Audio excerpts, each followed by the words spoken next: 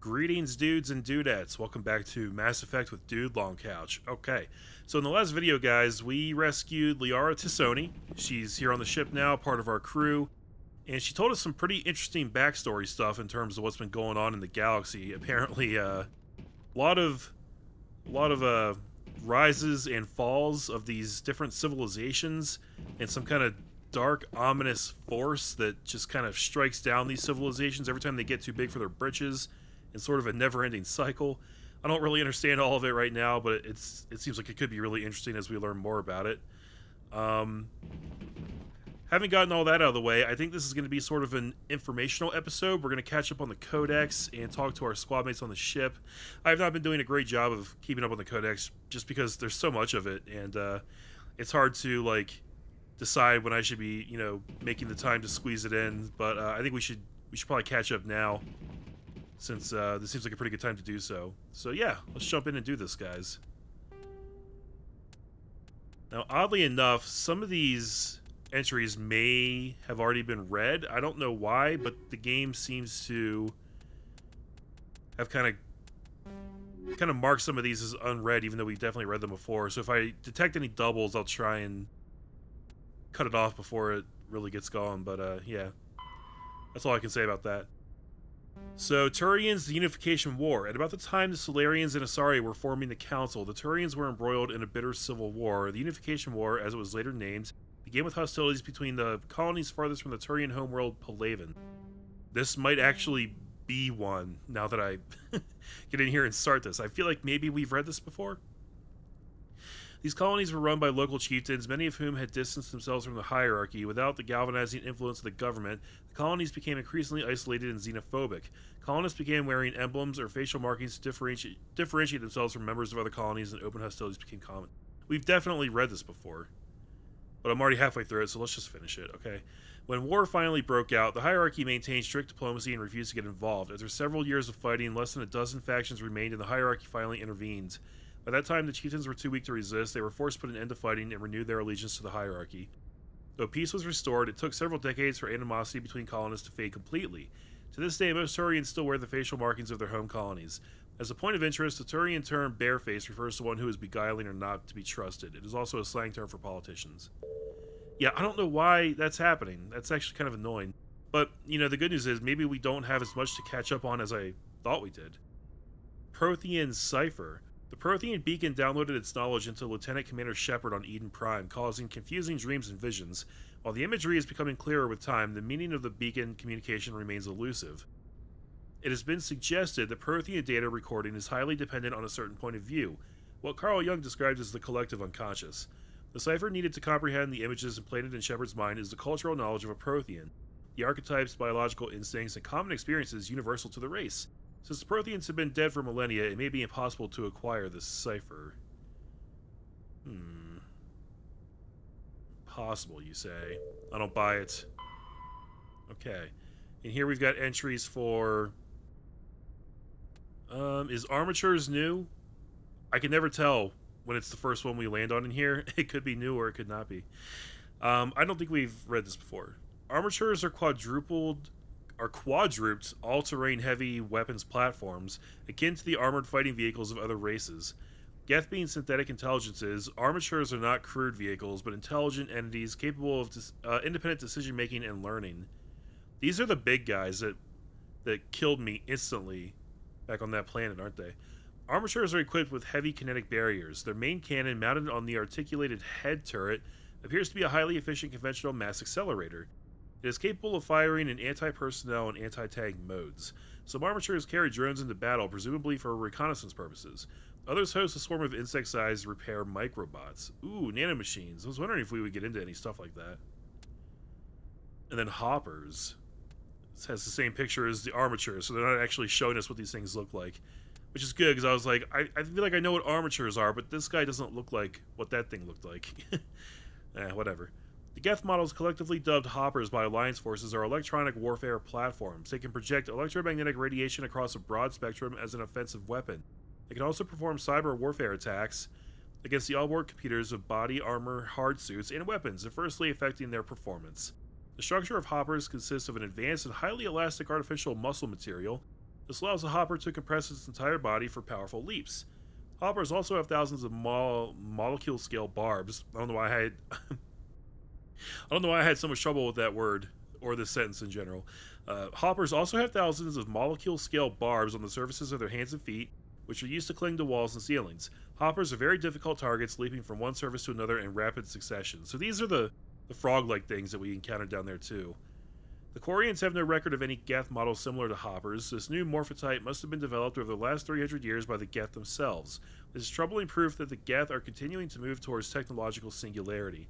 Experts in synthetic life are intrigued that Hoppers appear to be even more organic than the baseline Geth. The identified subtypes of Hopper have been codenamed Sapper, Stalker, and Ghost. Subtypes of Hopper. Okay. Krogan Genophage. The Genophage bioweapon was created to end the Krogan rebellions. From the start, the Krogan had overwhelmed the Council. Only timely first contact with the Turians saved the Council races. The Turians fought the Krogan to a standstill, but sheer weight of Krogan numbers indicated the war could not be won through conventional means. The Turians collaborated with the Solarians to genetically engineer a counter to the rapid breeding of the Krogan. The Genophage virus gained the energy to replicate by eating key genetic sequences. Eating sequences? Every cell in every Krogan had to be altered for the weapon to be foolproof. Otherwise, the Krogan could have used gene therapy to fix the affected tissues. I mean, the way Rex talks, none of them were really smart enough to do that, just because they're not scientists. Once a Genophage strain could find no more genes to eat, it would starve and die, limiting spin-off mutation and contamination. This created genetic flaw is hereditary. The Solarians believed the Genophage would be used as a deterrent, a position the Turians viewed as naive. Once the project was complete, the Turians mass-produced and deployed it. The Krogan homeworld, their colonies, and all occupied worlds were infected. The resulting mutation made only 1 in 1,000 Krogan pregnancies carry to term. It did not reduce fertility, but offspring viability. Oh, that's actually more messed up.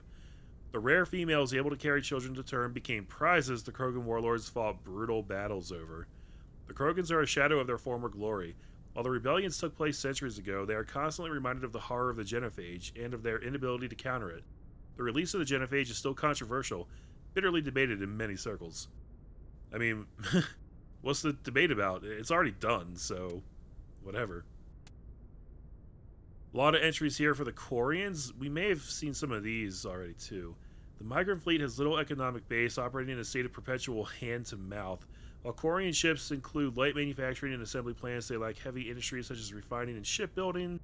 The fleet has tankers for water purification and oxygen cracking, but the space-intensive nature of agriculture limits food production. A single disaster could destroy the fragile balance. Quarians earn income in creative ways because the government is obliged to provide food, water, air, and medical support for every individual. The Conclave strategically determines the course of the fleet to bring in resources and income. The species who suspects the migrant fleet is heading towards their space often offers a gift of surplus starships, fuel, and resources to convince the Conclave to alter course. Yep, I do remember this. Okay, moving on. Quarian government. Due to the Quarians' precarious existence and the need to enforce strict rationing, government is somewhat autocratic. The migrant fleet's operations are directed by the Admiralty, a board of 5 military officers who are advised. Yep, we've hit that. We've hit this. Probably. The migrant fleet is the largest concentration of starfaring vessels in the galaxy. Sprawling across millions of kilometers, it could take days for the entire fleet to pass through a mass relay. Whoops. When the Quarians fled their homeworld, the fleet was a motley aggregation of freighters, shuttles, industrial vessels, and the odd warship. After 3 centuries, all have been modified to support larger crews as comfortably as possible. As the Quarians achieved stability, they began weeding out the ships least suitable for long-term habitation, selling them and pooling the money to buy larger and more space-worthy hulls. This process is ongoing as vessels wear out and break down.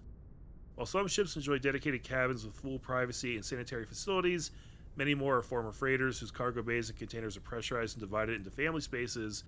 Okay, yep, that part just maybe remember that we have read this. I'm pretty sure we've read all these. I don't know why they're marked as not read. When Quarians of the migrant fleet reach young adulthood, they must leave their birth ship and find a new crew to accept them as permanent residents. To prove themselves, they must recover something of value. This is offered to their prospective captain. Yep.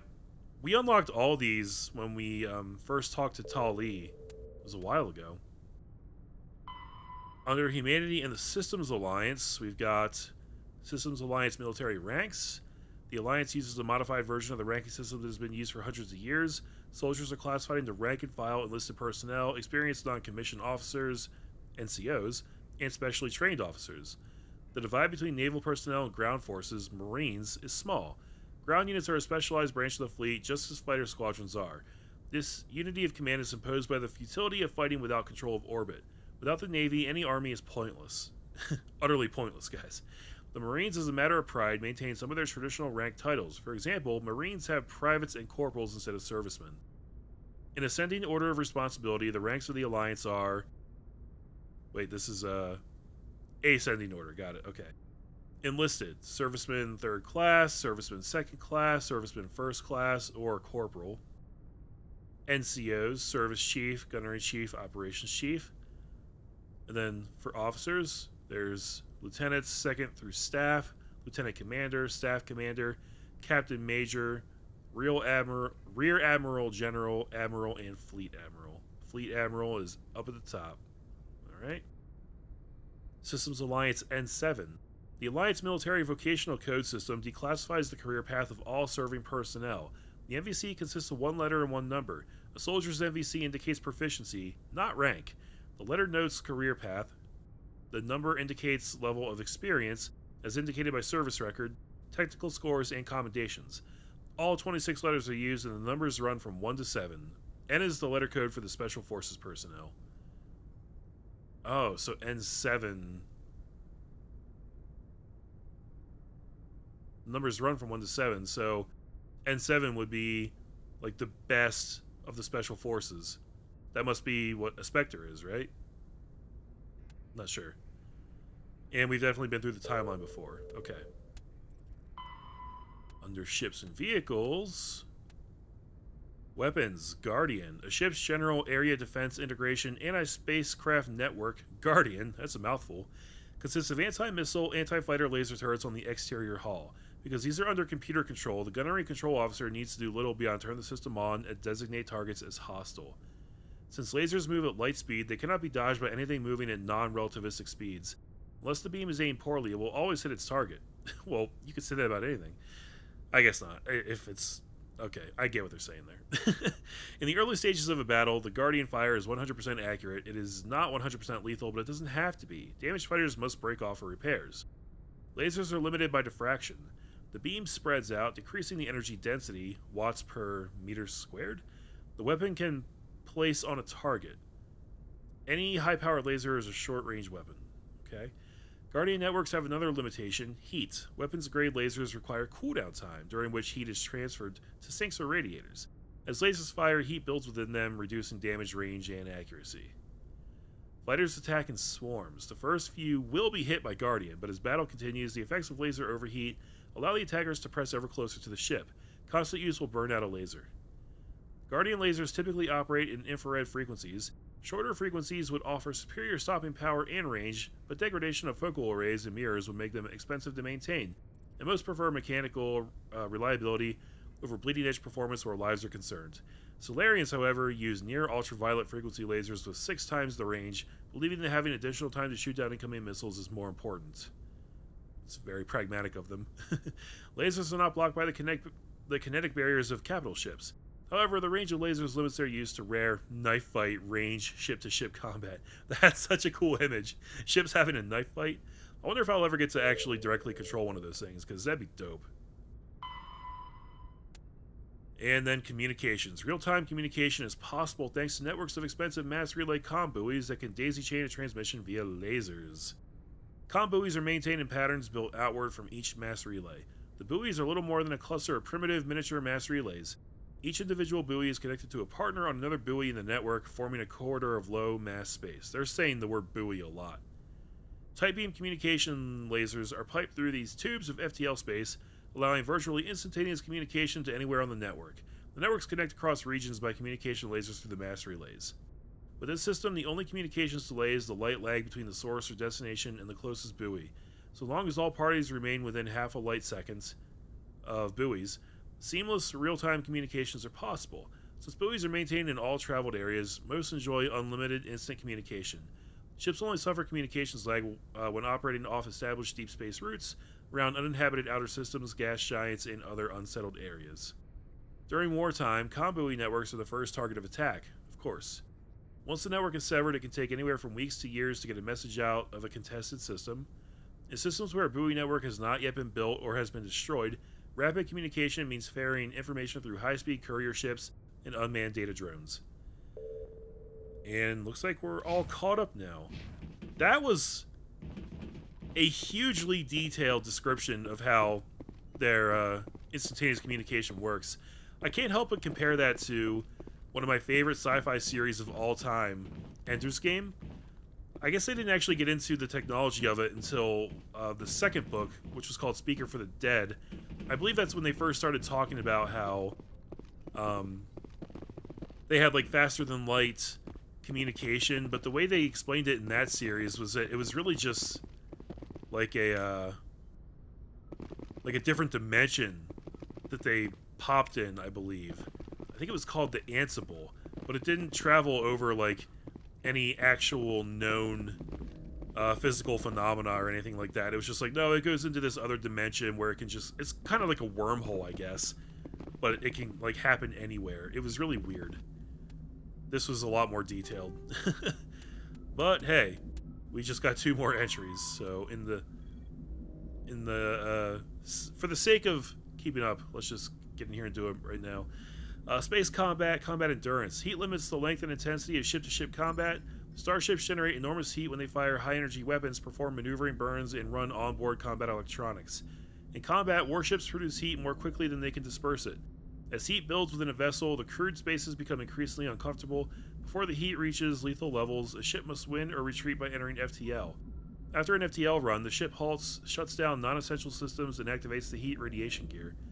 Combat endurance varies by ship design and by the battle's location. Battles in the deep cold of interstellar space can go on for some time. Engagements close to a star are brief. Since habitable worlds are usually close to a star, battles over them are frantic. Yeah, that just makes so much sense, but that's like not a thing I ever would have even considered. Wow.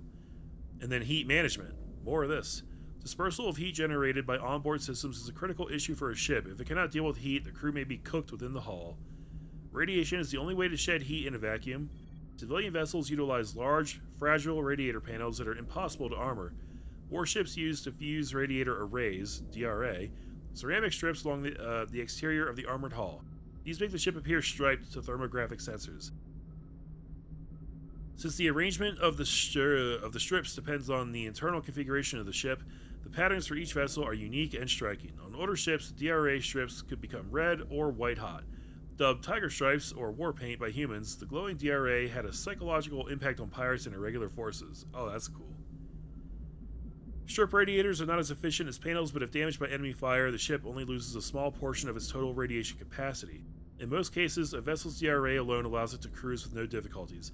Operations deep within a solar system can cause problems. A ship engaged in combat can produce titanic amounts of heat from maneuvering, burns, and weapons fire. When fighting in a high heat environment, warships employ high-efficiency droplet heat sinks. In a droplet system, tanks of liquid sodium or lithium absorb heat within the ship. The liquid is vented from spray nozzles near the bow as a thin sheet of millions of micrometer-scale droplets. The droplets are caught at the stern and recycled into the system. A droplet system can sink 10 to 100 times as much heat as DRA strips. What? Who would ever need to know this much? Holy shit. Droplet sheets resemble a surface ship's wake through the water. The wake peels out in sharp turns, spreading a fan of droplets as the ship changes vectors and leaves the coolant behind. Wow. That's just... I think that's the point right there where I started feeling like, you know what, maybe this is a little too much. I can't even geek out over this because I can't follow it, and it's just insane, the amount of detail. Alright, so now that we're caught up on the Codex, guys, I want to talk to everybody on the ship since we just came back from a somewhat important mission. I want to see what people have to say about it, and there's more here, isn't there? There sure is. Oh my god, okay. It's alright. It's alright. We're going to go in. We're going to do it. Under ships and vehicles. We're learning a lot about this stuff. Ship mobility dominates space combat. The primary objective is to align the mass accelerator along the bow with the opposing vessel's broadside. Battles typically play out as artillery duels, fought at ranges measured in thousands of kilometers, though assaults through defended mass relays often occur at knife fight ranges, as close as a few dozen kilometers. Most ship-to-ship engagements are skirmishes between patrol vessels of cruiser weight and below, with dreadnoughts and carriers only deployed in full-scale fleet actions. Battles in open space are short and often inconclusive, as the weaker opponent typically disengages. Once a ship enters FTL flight, the combat is effectively over. There are no sensors capable of tracking them, or weapons capable of damaging them. The only way to guarantee an enemy will stand and fight is to attack a location they have a vested interest in, such as a settled world or a strategically important mass relay. Cool. It's a little bit of insight into the psychology of fighting in space. I like how it's considered a knife fight even though they're still like dozens of kilometers apart. Like it seems like it's so large, the scale of it, which I mean obviously because we're in space, right? But dag, I wish I had a sense for like how large some of these ships are in, you know, that kind of parlance. Like how many miles long is a ship? We may have heard about that before already, but yeah. Okay, so we're going to start at the top here with Joker and just kind of work our way down through the ship. Let's talk to Joker here. I prefer gold to silver, you know, for my medal. I figured you'd recommend me for one since I pulled your boots out of the fire. Sure you want that? It's not why I'm here. If we present you with a medal, you'll end up sitting on stage listening to politicians make speeches for a couple of hours. That's a good point. They'd probably make me shave, too. I spent the last 7 weeks working on this baby. No medal's worth that. So, Commander, why don't you tell me why you're really here? Okay, let's see if we can do anything new here. It looks like we've probably seen some of these or heard some of these before. Let's try this. How's the Normandy performing? Is she everything they said she'd be? She's the best ship in the fleet, if you've got a pilot who knows how to handle her. Balance isn't what you'd expect. Takes a while to get used to that oversized drive core we got stuffed in the back, and her power can sneak up on you if you're not careful. The Normandy's probably too much ship for your average Alliance pilot, Commander. Lucky for you, I'm anything but average. Yes. I know how not average you are. I like to know my crew. Mind if I ask you a few questions? I can see where this is going. You did a background check on me. Yeah. You want top of my class in flight. What are you talking? Put the Normandy. I have to go. All right, see you. Yeah, that was nothing really new there. Okay. Maybe later, Joker. Joker may end up being one of the least developed characters, actually. He's got a really cool backstory, but it seems like he never really does much except sit in the pilot's chair, which is understandable given his condition, but it doesn't give him a lot of opportunities to shine, I guess. If anyone has to take over for Captain Anderson, I'm glad it's you. I'm not sure about having non-humans on our ship, though. Yeah, you better watch it, buddy. We're all on the same team here, Presley. With all due respect, ma'am, that's what they said about Nihilus. Look how that turned out. I'm in charge here, Presley. I decide if we have non-humans on this vessel. Yes, ma'am. Understood, ma'am. I don't think I like this guy. And I'm pretty sure we've done this before, too. Carry on, Presley. Yes, ma'am. Paragon and Renegade points. Alright, I'm cool with that. I'll take them both. So not a ton of new dialogue so far. I guess because we're not actually talking to our squad mates. Not sure how often that dialogue gets updated for the people who just kind of hang out here on the ship. But, you know, we'll keep checking every so often.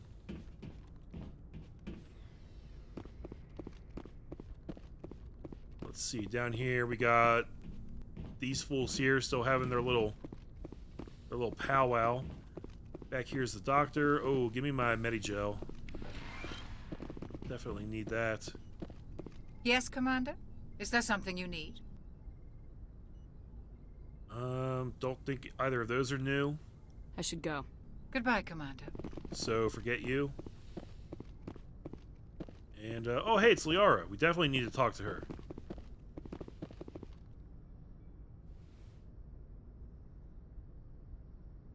Commander, are you coming to check up on me? No. You look much better. How are you feeling? Dr. Chakwas assures me I am going to be fine. I was impressed with her knowledge of Asari physiology. I mean, I'm sure she's perfectly fine at her job, but I don't really know that she's the best. Alliance medical personnel take courses in alien biology, just in case. I never properly thanked you for saving me from the Geth, Commander. If you hadn't shown up, I'm just glad we got there in time. so am I. I know you took a chance bringing me aboard this ship. I have seen the way your crew looks at me. They do not trust me. But I am not like Benezia. I will do whatever I can to help you stop Saren. I promise. Yeah, I believe you. You seem pretty genuine. Don't worry, Liara. I trust you. I know you won't let me down. It means a lot to hear you say that, Commander. Thank you. Tell me about yourself, Liara. Me? I am afraid I am not very interesting, Commander. I spend most of my time on remote digs, unearthing mundane items buried in long-forgotten Prothean ruins. Sounds boring.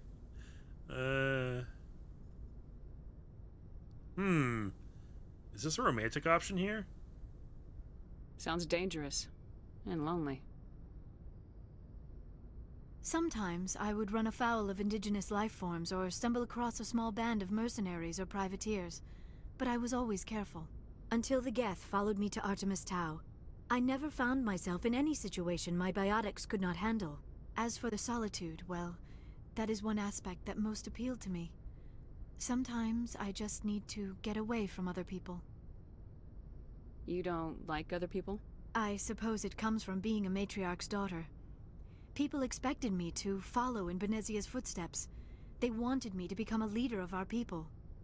Matriarchs guide their followers into the future. They seek the truth of what is yet to come. Maybe that's why I became so interested in the secrets of the past. It sounds so foolish when I say it out loud. It sounds like I became an archaeologist simply to spite Benezia. Maybe you did. I bet that pissed her off. No. When I told her, she simply said, "A daughter must rebel against her mother, Liara. It is part of the natural order." But there was more to it than that. I felt drawn to the past. The Protheans were these wondrous, mysterious figures. I wanted to know everything about them. That is why I find you so fascinating. You were marked by the beacon on Eden Prime. You were touched by working Prothean technology. Sounds like you want to dissect me in a lab somewhere. What? No, I did not mean to insinuate. I never meant to offend you, Shepard. I only meant that you would be an interesting specimen for an in-depth study.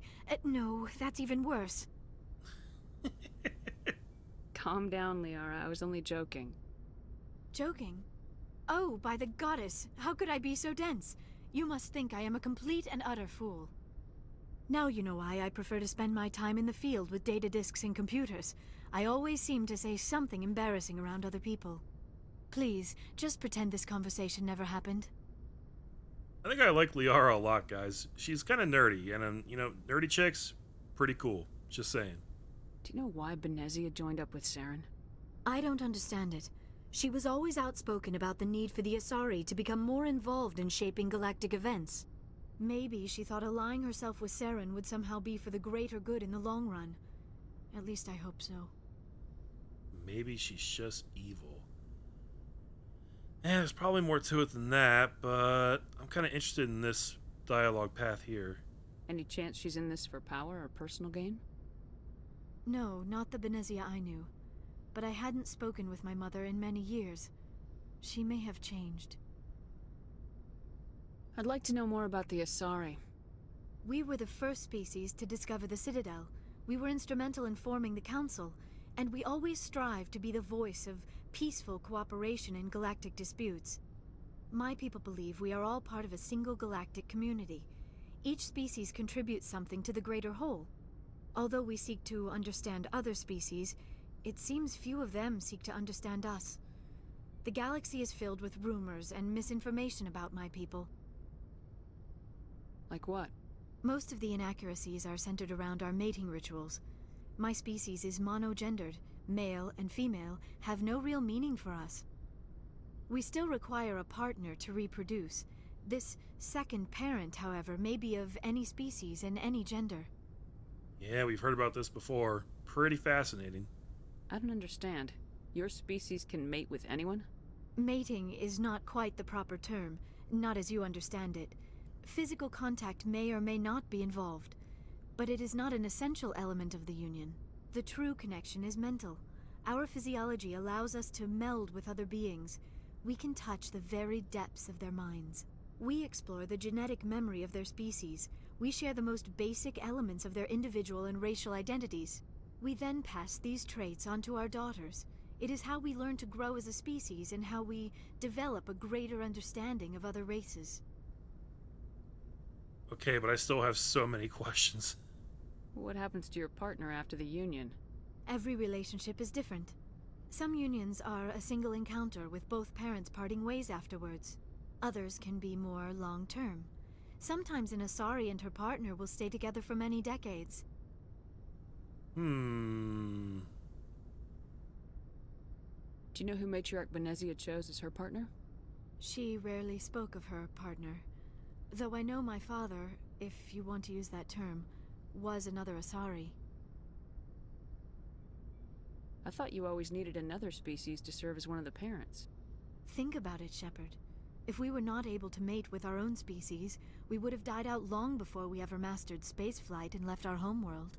Union with our own kind is no longer common, not for the purposes of reproduction. Most Asari believe it weakens our species. Asari daughters inherit racial traits from the father species. If both parents are Asari, then nothing has been gained, or so conventional wisdom would hold. I am what is sometimes called a pureblood, though no Asari would ever be cruel enough to say the word to my face. It is a great insult among my people. It is possible Benezia's partner was embarrassed by their union. She may have been too ashamed to publicly acknowledge me as her offspring. Very, very interesting that pureblood is an insult to them. What a subversion of the usual trope, right? Why agree to the union if she didn't want any children? I cannot answer that. This is all speculation on my part. It is possible she wanted to be part of my life, but something happened to her before she had the chance. Benezia never spoke of her partner. Whatever happened, it caused her too much pain to dwell on it. She raised me by herself, though that is not uncommon. Many Asari raise their children alone, particularly if the father species is short-lived. Often the partner will pass on long before the child reaches maturity. You Asari live for 1,000 years. What happens when your partner dies? Few sapient species live as long as my kind. We have learned to take a philosophical approach to our unions. We do not focus on the inevitable loss of our partners. Instead, we enjoy the time we spend with them. And even after they're gone, a part of them lives on in us. The union is a connection that transcends both time and space. Okay. That's... wow. I should go. Goodbye, Shepard. What a freaking fascinating species. I still don't fully understand how that works on like a biological level.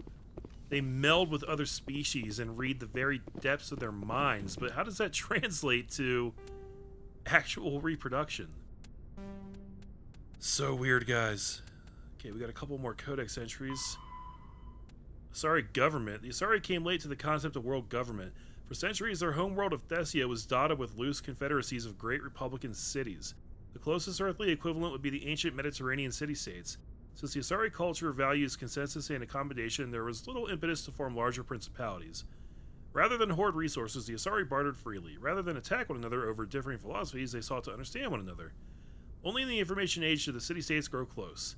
Communication over internet evolved into an electronic democracy. Asari have no politicians or elections, but a freewheeling, all-inclusive legislature that citizens can participate in at will. Policy debates take place at all hours of the day in official chat rooms and forums moderated by specially programmed virtual intelligences. All aspects of policy are open to plebiscite at any time. That is a brand new word to me. In any given debate, the Asari tend to lend the most credence to the opinions of any matriarchs present, nearly always deferring to the experience of these millennia-old wise women.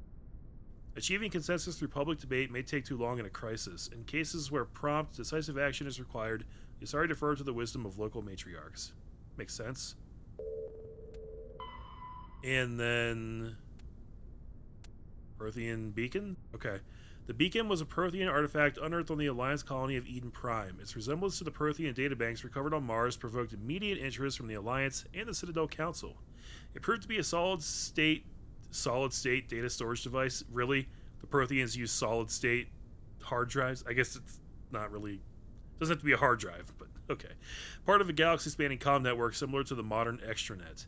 Intact Prothean paleo technology is rare. The beacon seemed to promise another quantum leap of technology akin to the discovery of the Mass Effect drive and relays. Unfortunately, the beacon also drew the attention of the rogue Spectre Saren Arturius and his synthetic allies, the Geth. A dawn raid by his flagship Sovereign resulted in hundreds of civilian casualties. The beacon was badly damaged. The motives behind the attack are still being investigated. During the recovery operation, the beacon fired a pulse of energy at the executive officer of the Alliance frigate Normandy. Lieutenant Commander Shepard survived and appears to have suffered no ill effects. Afterwards, the beacon fell inert. The mechanism appears to be dead. I'm kind of surprised that it took so long for us to get that entry. It didn't really tell us much new, other than solid-state tech is still around in the future. There's Caden. Let's see what's back here first. Anybody? Anything? Are these Shepard's quarters, by the way? Seems like the place where I hang my hat.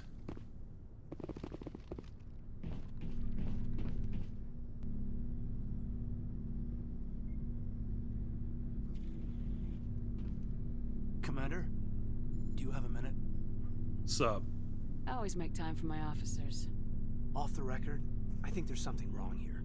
This Saren is looking for records on some kind of galactic extinction, but we can't get backup from the Council? Sorry, Commander. There's writing on the wall here, but someone isn't reading it. Yeah, I know what you're saying, but I don't really know how to respond to this. The Council doesn't want to believe anything's wrong. I'd call it human nature, but... I hear you. It just seems like a group that's been around as long as the Council should see this coming. I mean, it's funny, we finally get out here, and the final frontier was already settled. And the residents don't even seem impressed by the view. Or the dangers. What are you getting at exactly here, buddy? Well, well. You're a romantic. Did you sign on for the dream, Malenko? Secure a man's future in space? Yeah, I read a lot of those books when I was a kid, where the hero goes to space to prove himself worthy of a woman he loves, or, you know, for justice. Or maybe I was a romantic in the beginning, but I thought about it after brain camp. Biotic acclamation and temperance training. I'm not looking for the dream. I just want to do some good. See what's out here. Sorry if I got too informal. Protocol wasn't a big focus back in Bot. Hey, you know what? As long as you get the job done and you don't piss me off in the process, I'm not one to be a stickler for formality, so... Tell me about it. Biotic acclamation and temperance didn't last past the airlock. To the kids they hauled in, it was brain camp. Sorry, hauled in is unkind. We were encouraged to commit to an evaluation of our abilities so an understanding of biotics could be compiled. There are worse results of accidental exposure to Element Zero in the womb. Beats the brain tumors some kids grew up with. Couldn't help but notice the quotes around accidental. Is there some question about how you were exposed? My mother was downwind of a transport crash. It was before there were human biotics, a little after the discovery of the Martian ruins. It only gets iffy around 63 when Kinetics was running out of first-gen subjects. Until then, they'd relied on accidentals. Bunch of guys in suits show up at your door after school, and next thing you know, you're out on Jump Zero. Jump Zero's a long way from home. What was it like? The grand gateway to humanity looks a lot better in the vids.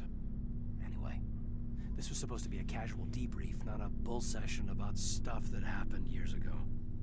Yeah, but it is kind of interesting. I wanted to get to know you a little better, that's all. Thanks for the talk, Caden. Well, you're welcome, ma'am. You, make a habit of getting this personal with everyone? Kinda, yeah. I mean, I just discussed, like, mating habits with Liara, so... Of course. But I don't enjoy it with everyone. We'll talk again later.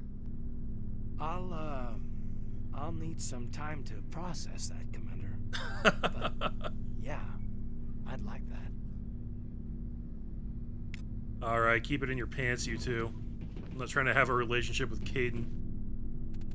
Let's see, what do we get now? Technology, biotics training. Biotic implants and amplifiers only provide the potential to create coherent mass effect fields. Whether biotics can actually do so is largely determined by their training. Biotics must develop conscious control over their nervous system, sending specific electrical impulses to the element 0 nodules embedded in their nerves. They are taught to use their implants and amps with biofeedback devices and physical mnemonics. Specific gestures or muscle movements fire the proper sequence of nerves to activate a certain skill. That sounds difficult. Codex Industries pioneered biotic training with the Biotic Acclimation and Temperance Training Program. Although BOT did not achieve the desired results, many techniques taught are still used today. Many human think tanks are trying to develop some form of biotic super soldier. Most are benign efforts to create more flexible troops. Others, less publicly known, are unapologetic attempts to create Nietzschean supermen. Nietzschean supermen. Alright. I'm all about that. I'm not sure if this one's new or not. Biotics manipulate mass effect fields using dozens of element 0 nodules within their nervous systems that react to electric stimuli from the brain. Amplifiers allow biotics to synchronize the nodules so they can form fields large and strong enough for practical use. Amplifiers can improve a specific discipline or talent. An implant is a surgically embedded interface port into which amps are plugged in. On humans, the implant is usually placed at the base of the skull for convenient access, but the user must be careful to keep it free of contaminants. Implant ports can fit a variety of amps, and there is a growing market for modifications and add-ons. The finest quality implants and amps are manufactured by Asari artisans, but the Alliance's L3 implants, first deployed in 2170, are a significant step forward. Cool. A lot of that still kind of went over my head, but yeah. Shepard's Locker. Hey, look, I got more things, guys. That reminds me, one thing I did forget to mention to you guys is that I did go in off camera and just break down some of my extraneous stuff that I wasn't using into Omnigel. Just most of the low-level weapons, stuff like that. Looks like I actually have a much better shotgun here. I'm gonna go ahead and give myself that, because I need it. In terms of pistols, it's all the same crap. I don't need to worry about giving myself a sniper. And same with assault rifle. Yeah, cool. Awesome. I don't know where that better shotgun came from, but I am happy that I got it. I won't say no to it. I will not turn it down. Okay. Looks like we're done here. Time to move down below, guys. Let me see if I can actually talk to these two right here. Nope, don't even get the prompt. Alright, at ease, soldiers. Maybe we'll catch up later. That was scary. For a second, I really thought my game just froze. But luckily it didn't.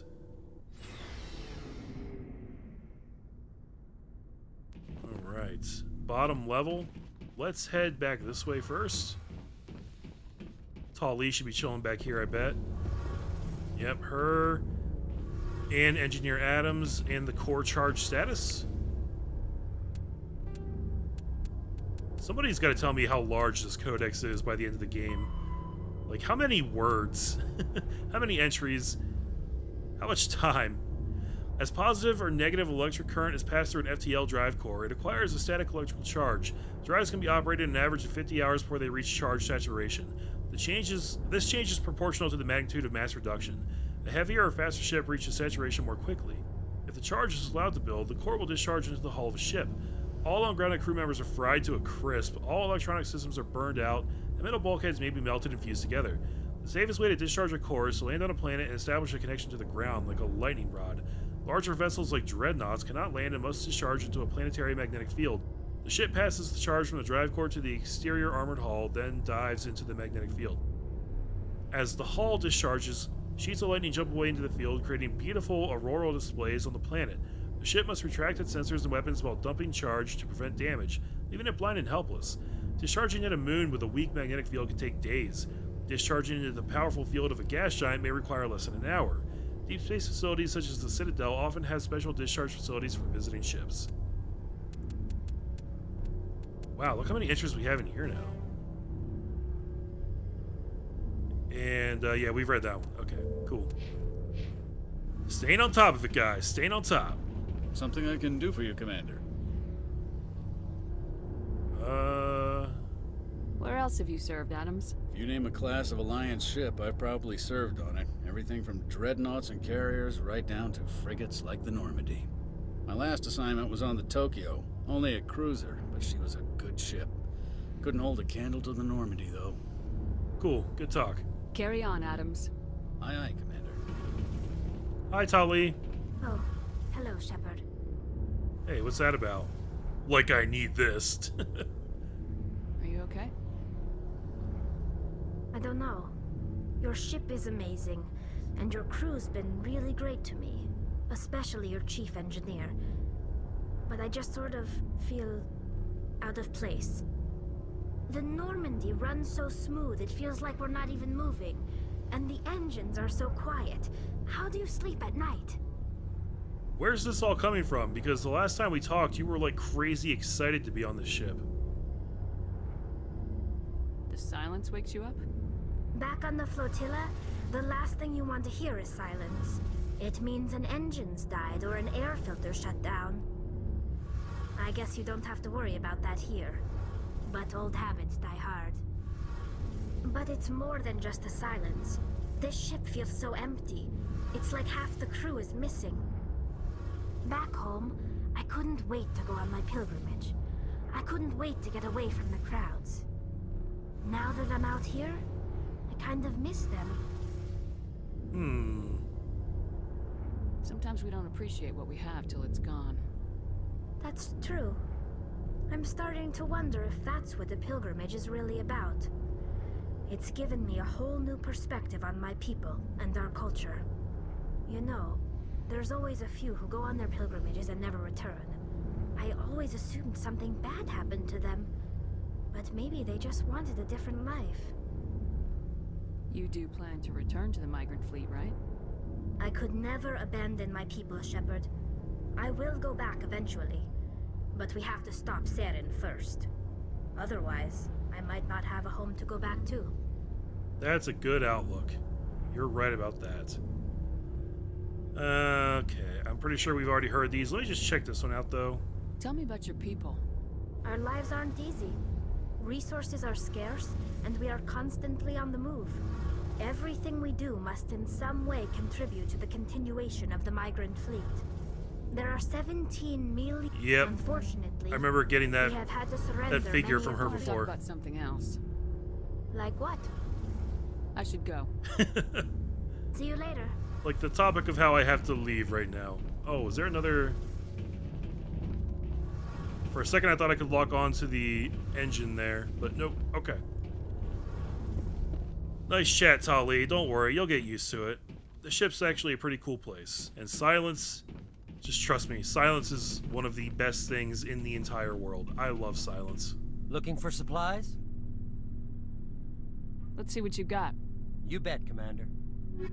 Alright, I just want to see if this guy has anything new and exciting for me. I've actually got 23,000 credits now, which is a decent amount. I can now afford to buy this human medium armor, but I can't wear it yet. Here's a Storm 4 shotgun. Looks like it's maybe not as good as what I got. No, it's really, really not. Slightly better in shots you can fire, but probably not worth the significant damage reduction. Light armor for humans. That would be a pretty good upgrade. Ooh. Tech and biotic goes down a little bit, but I get a 50% increase in overall damage protection, and my shields go up big time too, almost double. Oh, no, the tech is actually even better. I was reading it backwards. Yeah, I think I'm gonna get this, guys. 12,500 is not exactly cheap, but I can totally afford it. And it's probably gonna be a while until I can get the medium armor too. Yeah, that's mine. That's for me. Give me that. And then we got a Storm 3 shotgun. Nope. Kessler 3. Nope. Okay, I'm good. Thanks. Alliance Requisition Officer. You've actually done me a real kindness. You're going to make me more survivable.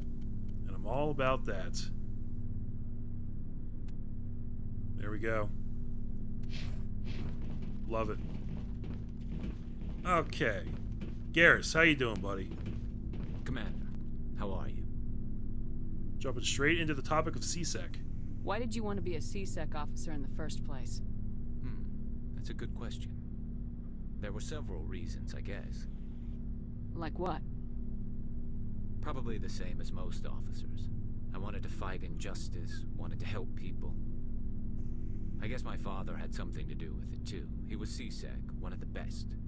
I grew up hearing about his accomplishments or seeing his picture on the vids after a big arrest. He's taking my resignation pretty hard. That's tough. But you'd think he'd be impressed you're going after Saren. My father's a CSEC man to the bone. Do things right or don't do them at all, he says. He thinks I'm being too rash, too impatient. He's worried I'll become just like Saren. He actually talked me out of becoming a Spectre when I was younger, for the same reasons.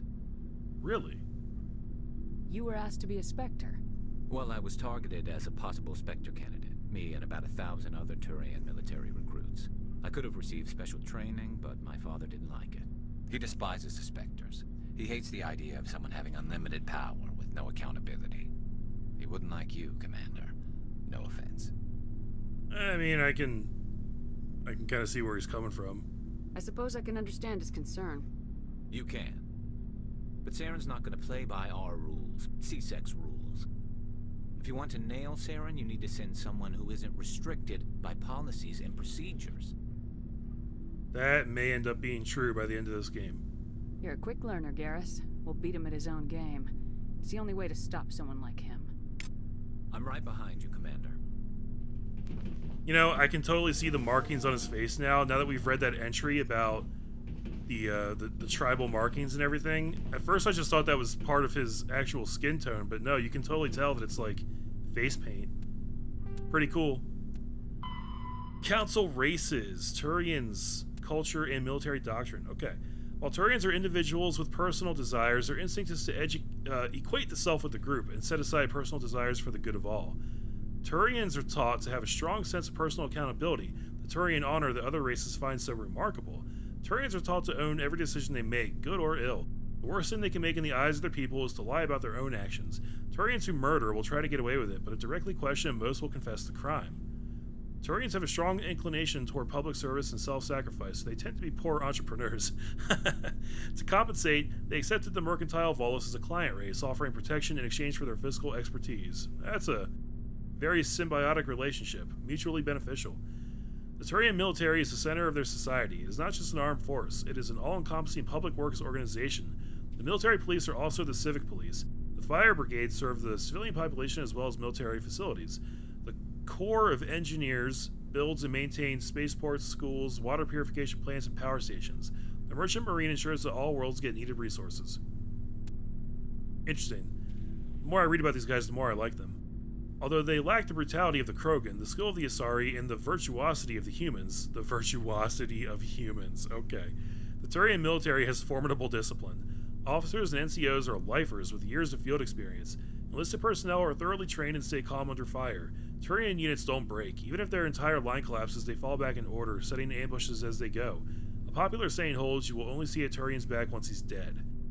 Boot camp begins on the 15th birthday. It's pretty young. Soldiers receive a year of training before being assigned to a field unit. Officers train for even longer. Most serve until the age of 30, at which point they become part of the reserves. Even if they suffer injuries preventing frontline service, most do support work behind the lines.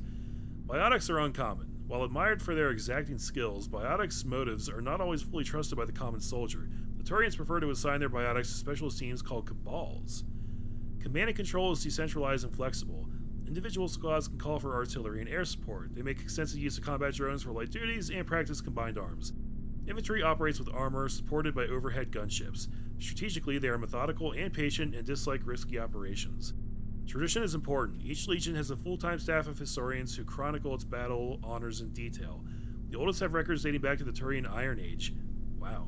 If a legion is destroyed in battle, it is reconstituted rather than replaced. Turians recruit auxiliary units from conquered or absorbed minor races. Auxiliaries are generally light infantry or armored cavalry units that screen and support the main Turian formations. At the conclusion of their service in the auxiliaries, recruits are granted Turian citizenship. See, all that's really good to know, because the guy we're going after is a Turian, right? So it's going to be helpful if we can understand his culture, get into his mindset a little bit, you know? Okay, let's talk to Ashley first. Commander? Do you have a few minutes to talk? One-on-one? Sure. I was hoping to get a minute of your time. Off the record. I keep an open-door policy. If you have any concerns, lay them on me. All right. I know things are different aboard the Normandy, but, I'm concerned about the aliens. Vicarian and Rex. With all due respect, Commander, should they have full access to the ship? And why exactly? You don't trust their motives because they're not human. This is the most advanced ship in the Alliance Navy. I don't think we should give them free rein to poke around the vital systems. Engines, sensors, weapons. That's enough, Chief. You always second-guess your superiors? Ma'am, no ma'am. I'm sorry, I was out of line. I'll get back to my duties, Commander. Okay, so I really wanted to reprimand her there, but it wasn't because she was second-guessing me, it was because she was being a dick. Where's that conversation option? Commander? Do you have a few minutes to talk? One-on-one? I'm sorry, Commander. I need to get my duties squared away. Bullshit. I wouldn't mind talking more later, though. What's your opinion of the last mission? Not sure I buy Dr. Tassoni's story about her and her mom not talking. They're family, right? I think she's being straight with us. Or at least I don't think she lies very often. Yeah, she's probably really bad at it. Hey, want me to ask her about her sex life? Might be illuminating. Why would you say that? I mean, I already kind of had that conversation. But not about her personal sex life, okay? Is that the best way to spend your time, Chief? I read you, Commander. I'll behave. Too bad those ruins got destroyed. I mean, they lasted thousands of years. That's impressive. Yeah, totally. So I can't continue this conversation we were having? Do you have a few minutes to talk? One-on-one? I'm sorry, Commander. I need to get my duties squared away. I wouldn't mind talking more later, though. Great. Dismissed, Chief. Ma'am? What's up with all these space racists on my boat, guys? Spacists. Humanity and Systems Alliance, Human Diplomatic Relations. Is that the new one? I wish they wouldn't put it at the top, because I never know if the top one is new or not, because like it immediately goes away as soon as you click into it. Humanity has encountered many galactic species. Wars have been few, but mistrust is rife. Politically, the Alliance is a peaceful trade partner of the Turians. As a practical matter, however, there is simmering antagonism and bigotry between both populations over the First Contact War of 2157. The Alliance enjoys good relations with the Asari, though many privately believe the matriarchs are aristocratic and overcautious. Though humans know better than to unconditionally trust any Solarian, their shared restless, reckless ways make them natural allies against the conservative Turians and Asari. The Krogan have no unified government, but individuals are generally treated as potential criminals, a reputation most Krogan enjoy living down to. The Alliance has no formal contact with the Quarians. Their migrant fleet has not yet passed through any human-settled systems. The Batarians are rivals for control of the Skyllian Verge. They severed their treaties with the Citadel to prosecute a colonial conflict against the Alliance. Officially, there is no war, but neither is there any peace. Interesting. Alright, pretty decent breakdowns of most of the major races there. And then we saved the best for last. Let's talk to, oh, maybe I should equip Liara while I'm here. Actually, am I able to see everybody in here? I want to be able to see what she's all about. It just said I unlocked a new ability. What's that about? Is it under the journal? No.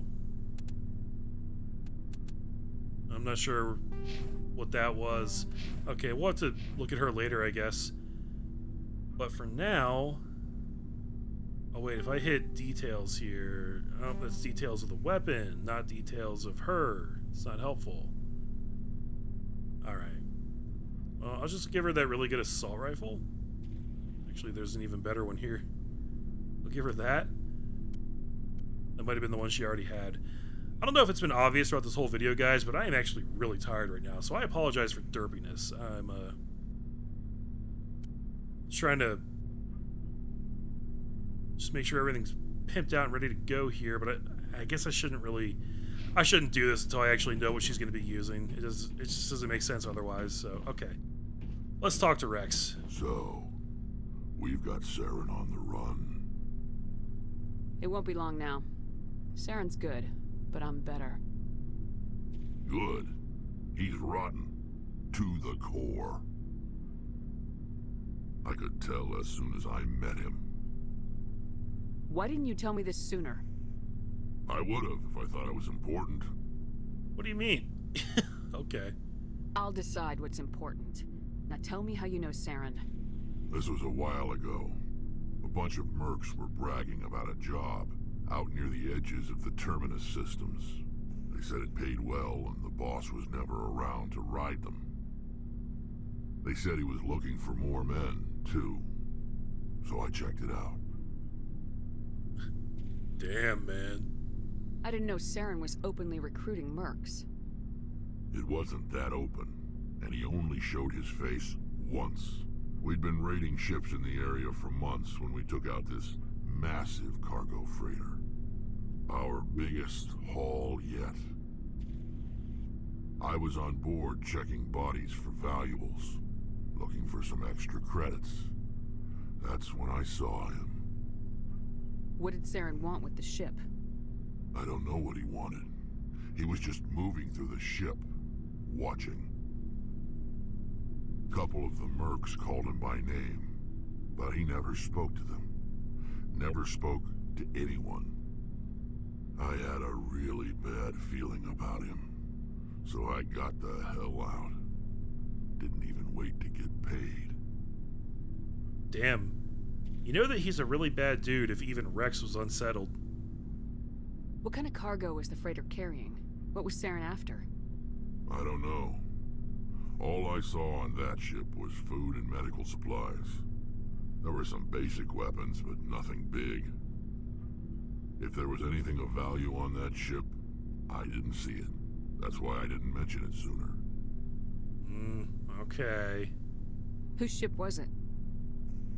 There was a Volus trading vessel. Big one. Lots of guards. But they were no match for us. That's the only time you saw him? Yeah. Didn't even know who he was. Still wouldn't if I hadn't joined up with you. But my instincts were right. Every other merc on that mission turned up dead within a week. Every damn one. I see. So long, Rex. Shepard. Alright, well that's really good to know. So, a little bit of a history there between Rex and Saren, but I guess nothing super vital or important. Well, we did it, guys. We caught up with everybody on the ship. So at this point, it's going to be time to head back to the galaxy map and do some more exploring. Maybe jump to another planet, land, and go scavenging for things, or look for quests, or maybe even head to either Pharos or what was the other one? One of the two main planets that we can go to for the story. Is it Novaria? I don't know if that's right or if I just made that up.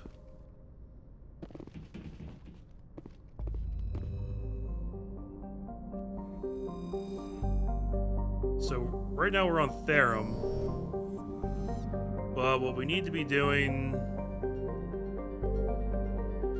You know what? We checked out all the planets here in this system. And we have a couple other systems in here in this cluster to check out. Maybe just one more. Yeah, I'm not 100% positive, but we'll figure it out when we come back. I was gonna try and get into that tonight, but honestly, this took a little longer than I expected, and I am out of time. So yeah, that's what we'll do when we come back, guys. Thank you very much for watching. Hope you are still enjoying the Mass Effect playthrough, and I really appreciate the support, guys. Thanks a lot. I'll see you in the next episode. Take care.